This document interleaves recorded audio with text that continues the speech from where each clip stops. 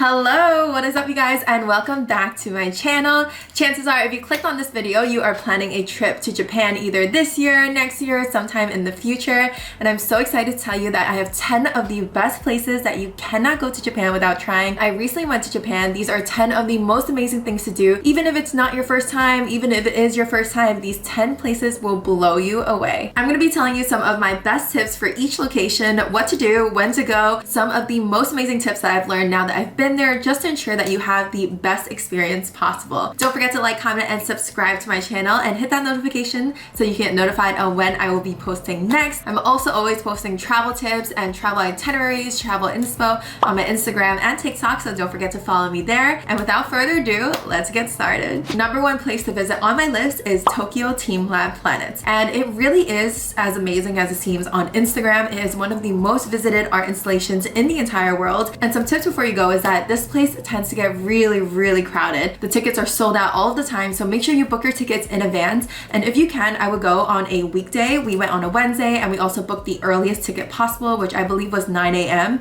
And because we were one of the first people to enter, it was a lot easier to take those really cool Instagrammable photos that you want and those really cool videos. So if that's important to you, then I would definitely make sure to pick the first time slot because it gets very busy. Another tip is that for Tokyo Teamlab Planets, you actually have to be submerged in water up until your calves, so I really wouldn't wear any jeans. A lot of people wore jeans and they had to roll up their jeans and then their jeans got wet and it was just such a messy situation. Don't let that happen to you. Do not wear jeans. Wear some comfortable pants that you're able to roll up. For girls, if you want to wear a dress, that's perfectly fine, but there are some places where the floors are mirrored, so what I would do is make sure that you wear little booty shorts under your dresses just so you don't flash anyone. So Tokyo Teamlab is an art installation. I believe it has 9 to 11 art installations, and these art installations are truly one of a kind. They're not really regular museum pieces. They are out of the world, extraordinary, beautiful installations that come to life. And kind of like walking through an art piece. It's a really cool thing to see. It's in this gigantic stadium kind of place. I think tickets are probably $25. So it's a great place to see, and I definitely would add this on your Tokyo bucket list. Second place I would recommend is Nara Deer Park. It is actually a park that is an hour away from Tokyo, and in this place there is a magical park called Nara Deer Park, and the deers in this park used to be considered sacred, and in ancient times killing a deer would actually mean death. But nowadays the deers roam free in this park, and it's just like a really cool place to see. And one of the most special things about this park is that the deers actually are trained to bow back to you. So if you bow to them and you have a cracker, which you can buy when you get there, $2 for like a little bundle, I believe there's like 5 of them, and you have these crackers, if you bow to a deer, they will actually be conditionally trained to bow back. If you are a first timer in Japan, it is just so truly magical and like such a cool experience. Be careful though, because one time I went there when I was solo traveling and the deers were actually very aggressive. I think I went during mating season, so the deers would bite me, they would chase me, and we had to have like this guy who was selling deer crackers come with a broom and chase them off of me. But just be a little bit careful if you are bringing kids or if you're not really used to animals. Another tip I would have for you as well is last time I went, we actually went kind of late. We decided very late into the day, so I would say we went at like 2 p.m. It took an hour to get there, and then you have to walk to the park. So when we got there, we were actually there around 5 p.m. and that was when the sun started setting, and the park was kind of not really closing, but you couldn't really see the deers anymore. So I would definitely make sure if you're gonna go to go at an early time and to plan ahead to go, just so you get the full experience. There is also a really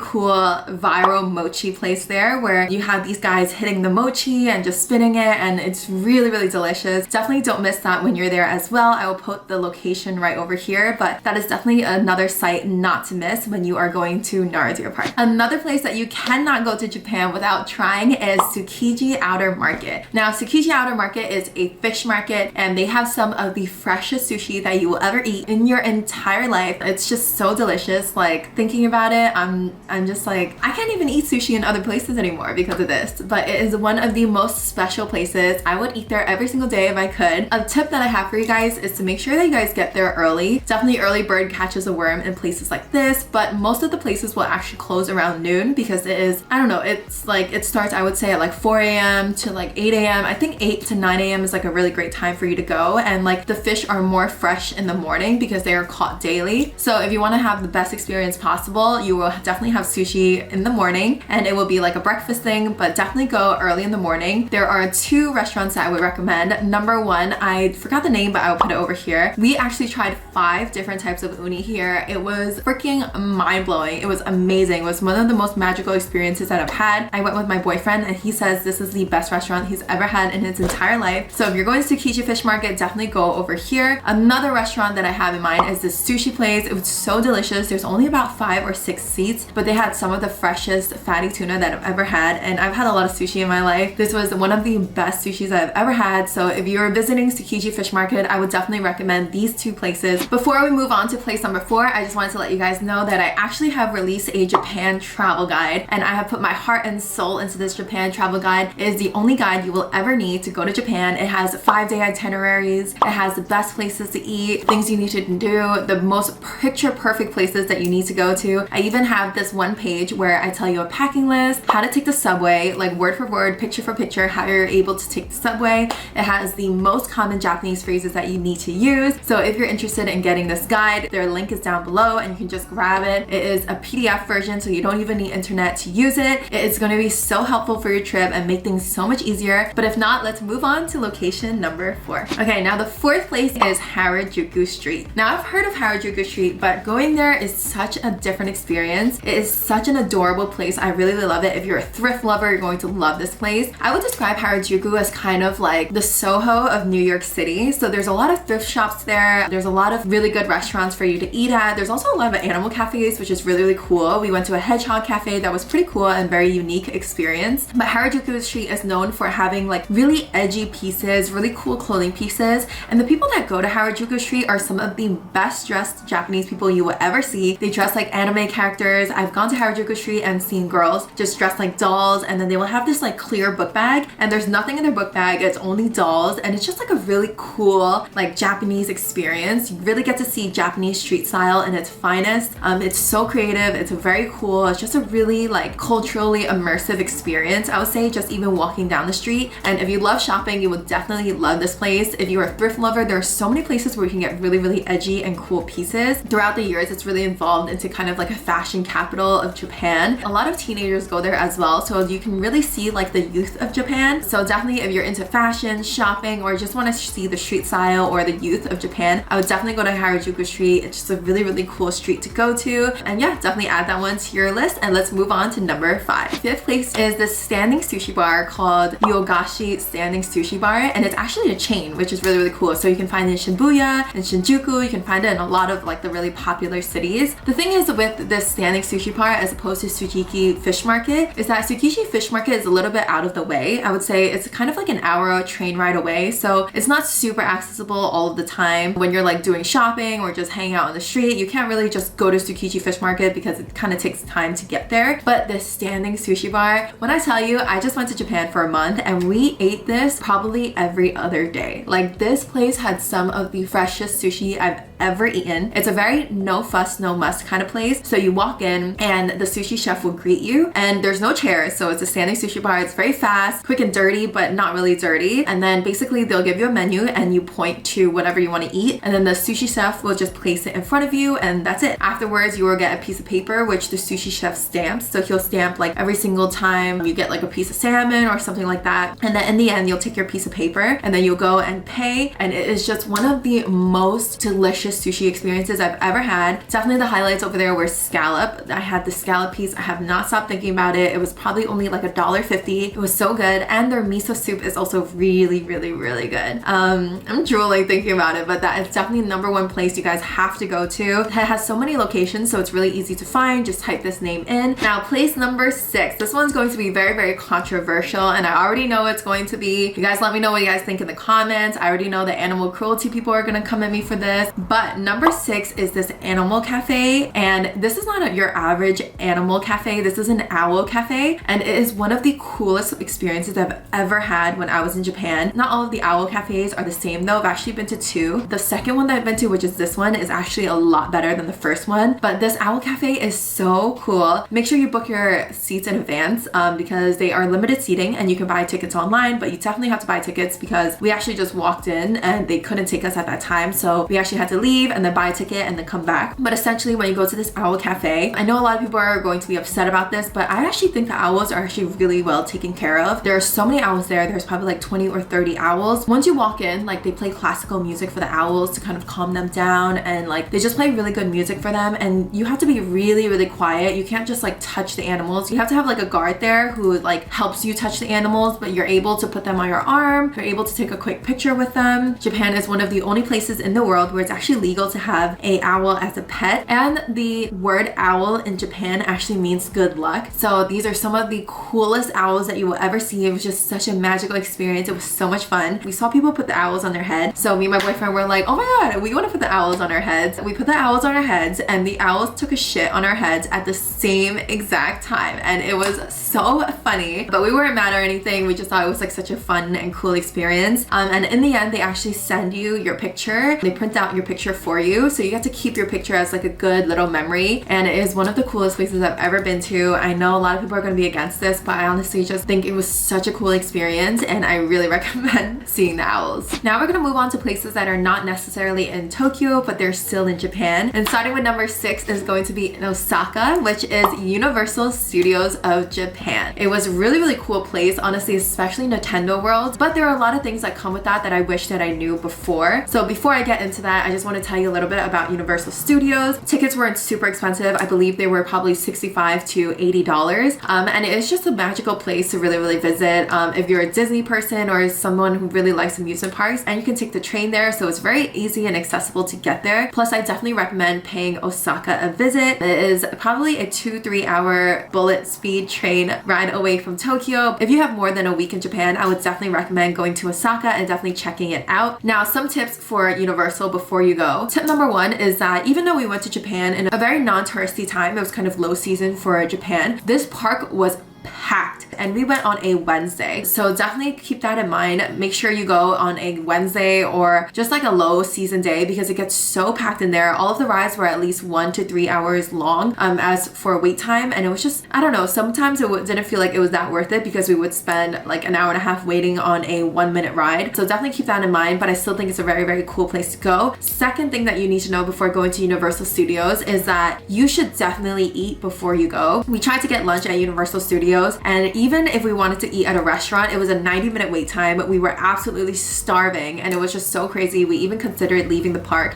There's no re-entry, so we literally actually considered leaving the park just so we could eat. Definitely eat a big meal before you go. Try and bring some food in if you can, because the wait times to the restaurants are absolutely ridiculous. I don't know why it takes so long, but it is what it is. So definitely make sure that you eat beforehand. And number 3, the coolest thing at Universal Studios Osaka is their Super Nintendo World, and that's what a lot of people go for, but nobody knows that you actually have to register for Super Nintendo World because there's so many people that go to the park. You actually have to register before you go. Once you get to the park, you can register to have a ticket to go and queue up for the Super Nintendo World. Definitely make sure you do this beforehand or the day that you arrive, because a lot of people actually didn't even get to go to Super Nintendo because they didn't know they had to reserve like a queue ticket in advance. So if you didn't have a queue ticket because it's so packed, you just didn't get to see it that day. So you can do it on the app. It's very easy to do, but definitely make sure you go and do that, because that is the best part of the park and I wouldn't want you to miss it. Number 7 is going to be in Osaka, and it's Dotonburi Street. Now this is one of the coolest streets that you will ever see. You've probably seen it online before, but it has larger than life sculptures. There's like octopuses, there's like huge gyozas, and it's just a really, really cool place to walk around. It's known for a lot of shopping, and it's also known for this one picture of this man. He's like an Olympic man, but this street is probably like, even this street is a good enough reason to visit Osaka. I really love visiting Osaka because they have really good food, they have really fun nightlife, and they have really cool shopping, and it feels a lot more cultural than I would say Tokyo did. So I would definitely visit Osaka, and Dotonburi Street is one of the coolest streets to visit in Osaka. The American dollar was so high that we were able to get so many goods in Osaka, especially on this Dotonburi Street. We were able to get so many Nike goods for so affordable. Like, I remember seeing this pair of Nike shoes that were usually like $180, and we actually got it for $80. After the currency exchange, you get taxed back. So it was such a cool experience, and it was just like such a great deal. So I definitely recommend going on that street. That was number 8, and let's move on to number 9. Now, number 9, we're gonna move on to Kyoto, which is another place that I really recommend visiting on your trip to Japan. This place is a lot more nature, and it's kind of like the more cultural side of Japan. Here you'll have the bamboo forest, you'll see a lot more kimonos, there are a lot more trees and a lot more nature. It's also known for onsens, so I would definitely recommend visiting Kyoto if you have more than a week in Japan. If you have 2 weeks, I would do 1 week in Tokyo, and I would do 1 week split between Osaka, Kyoto, and Nara. But definitely visit Kyoto. It's an amazing place to visit. And number 9 on the places that you can't go to Japan without visiting is actually in Kyoto, and it is the Arashiyama bamboo forest. Now, you've definitely seen this place all over Instagram, but it's a really, really magical place to visit. What I would recommend doing there is actually renting a kimono and then visiting the bamboo forest. And in doing so, you definitely have to prepare in advance. On our last trip there, we on the whim decided to go there for the day, and when we arrived, it was actually already 2 p.m. and we wanted to get a kimono, but it actually takes about 90 minutes for them to set up your kimono, for them to set up your hair, and the sun was gonna set at like 4:30, so again, we couldn't do the kimono thing, but we saw a lot of people doing it, and it looked like such a cool and magical experience. It felt very cultural, and a lot of people who did it seemed like they were really, really happy, so I definitely recommend doing it. Make sure you plan ahead if you're going to Kyoto. We went from Osaka to Kyoto that day, so we arrived there a little bit late, but I would definitely recommend going there and doing the Kyoto experience. Definitely book your kimonos in advance. You can book them online to find like a really, really cool place, because once we got there, we actually went to kimono shop, and a lot of them were already sold out. They were like rented for the day. So if you really want to do the kimono experience, make sure that you do it earlier in the day. And also with the bamboo forest, it got pretty crowded, I would say around like 4:30. So if you really want those photos where nobody is in them, you definitely have to go, I would say, from 7 to 9 a.m. where it's less crowded. Otherwise, there just are going to be people in your videos. That's just the case unless you wait around like we did and try to make the most of it. But it's very crowded. There's a lot of tour groups, but it's also in this like small little town that's really fun to walk around. There's a lot of food there. You can try like little strawberry mochis and stuff like that. So definitely make time to walk around the town as well. And this brings me to number 10, which is right next to the Arashiyama bamboo forest. It is Arashiyama Monkey Forest. So it's kind of essentially like a monkey park, but you are in the monkey's natural habitat. So it's really, really cool to see. First, have to climb all the way to the top of the mountain. And when you get there, you can actually buy like little bananas and apples to feed the monkeys. And it's a really cool experience because you get to be really close to all of these monkeys. And it's like, it's just a really magical experience. You also, because you climb to the top, get to see the entire city of Kyoto. So not only is it a very picturesque place, but it's also really awesome with the monkeys. And they have a lot of guards like watching you guys, keeping an eye on the monkeys. So there's no monkey business, there's no funny business, but it's really, really cool. And another tip for you guys is if you actually go during feeding time, check on their website and see what feeding time it is. When you go on their feeding time, it's such a cool experience because all of the monkeys in the park gather around and they get fed by their feeder, and it's just crazy to see all of these monkeys together. You have like baby monkeys, old monkeys, males, females, like big ones, small ones. It's just really, really cool to see. Yeah, if you guys got up to this part of the video, thank you guys so much for watching. I hope you guys have the most amazing time in Japan, and I hope that all 10 of these places help you decide where you want to go for your Japan trip. There's really no wrong place to go. Japan is such an amazing place. And if you're interested in getting my Japan guide, it has every single thing that you need to know, including itineraries, my insider tips. It has the best places to go, best restaurants, very picture perfect places for you guys to visit. You guys can just scroll down and get it down below. Thank you guys so much for watching. Don't forget to like, comment, and subscribe to my channel, and hit that notification bell so you guys can get notified on when I will be posting next. Also, don't forget to follow me on Instagram and TikTok, where I post a lot of my travel vlogs and also a lot more travel tips. If you haven't seen my last video about 10 mistakes not to make in Japan, definitely go and watch that one as well, just so you don't make any mistakes on your trip there. Thank you guys so much again. I will see you guys very, very soon.